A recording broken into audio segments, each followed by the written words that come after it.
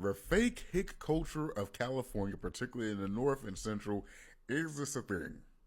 When you go to the hills of El Dorado, Placer County, Amador County, Calaveras County, is there a fake hit culture of poser kids who want to be like the country or boys who might be from the wild lands of Tennessee, Alabama? Shout out to Bama. Y'all know I used to live out there. Much love to Bama.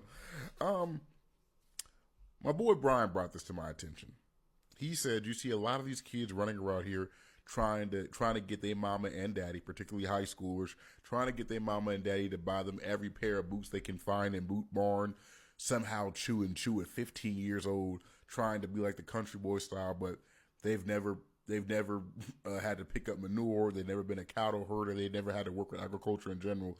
So he looks at it like posing activities. Now, I want you guys' opinion on this. If you ask me what I think, I don't think it's that big of a deal.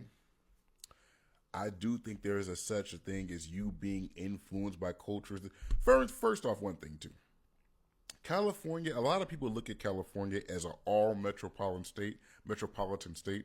It is clearly not.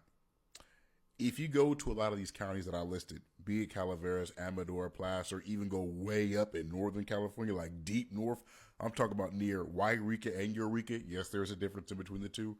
It is almost a totally different world. It is a totally different world.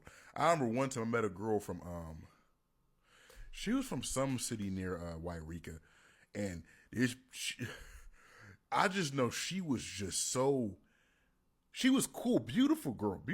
She was cool, but she was so like feral. I don't know how to explain it. She just was different. When she talked to me, what you doing? Like it was like weird. Like what the hell?